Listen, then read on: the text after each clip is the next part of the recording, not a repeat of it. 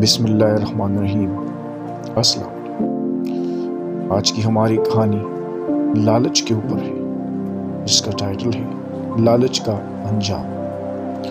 Turkestan کے ایک سوداگر کی درہم کی ایک تیلی راستے میں کہیں گر پڑی۔ اس نے گاؤں میں منادی کر دی کہ تیلی جس کو ملی ہو وہ واپس کر دے۔ تیلی میں جس قدر درہم ہو، اس کے نصف انعام کا وہ حقدار ہوگا۔ اس تیلی میں 200 درہم تھے۔ یہ تیلی کسی جہاز کے ملاح کو ملی تھی۔ منادی سن کر وہ اس آدمی کے پاس گیا اور تمام واقعہ بیان کر کے کہا، اگر اس تیلی کا مالک نصف یعنی 100 درہم حسب وعدہ دے تو اس کے بدلے میں تیلی واپس کرنے پر تیار ہوں۔ شرط یہ ہے کہ مجھے انعام پہلے مل جائے۔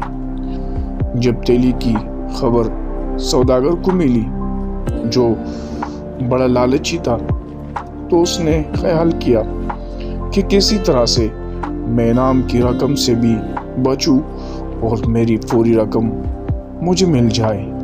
اس لیے اس نے ایک ترکیب کی اور ملاح سے کہا کہ اس تیلی میں ایک ہیرا تھا، اگر وہ مجھے مل جائے تو مجھے انعام کی رقم دینے میں کوئی عذر نہیں۔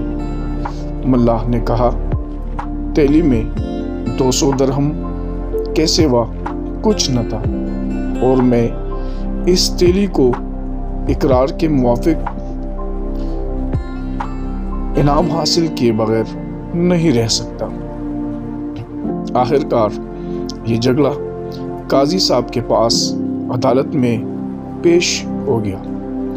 قاضی صاحب نے ملاح سے دریافت کیا کہ تمہیں تیلی دینے میں کیا عذر ہے؟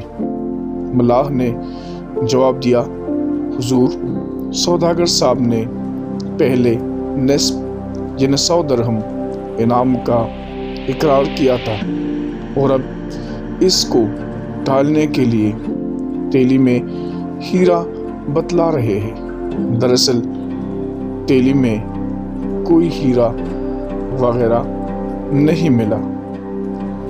میں یہ قسم کھا کر عرض کرتا ہوں۔ اب قاضی صاحب نے سوداگر سے دریافت کیا کہ وہ ہیرا تم نے کہاں سے، کب اور کتنی قیمت میں اور کس کے ذریعے سے خریدا تھا، تفصیل کے ساتھ بیان کرو۔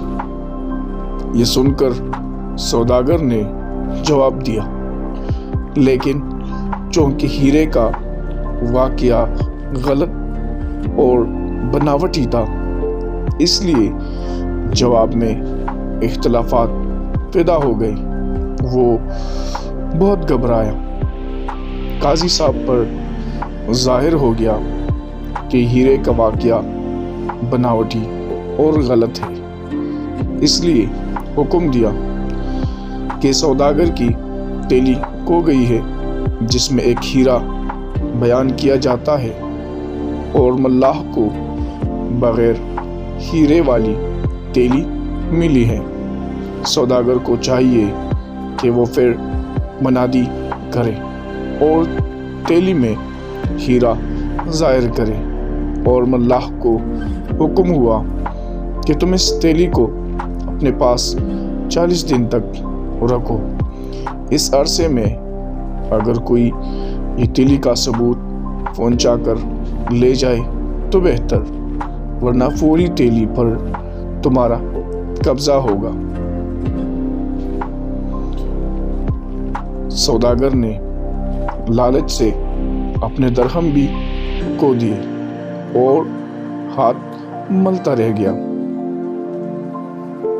تو اس سے پتہ چلتا ہے کہ طمع بری چیز ہے، تم ہمیشہ اس سے دور ہی رہنا، اور لالچ میں ہمیشہ اپنا ہی نقصان ہم کر دیتے ہیں۔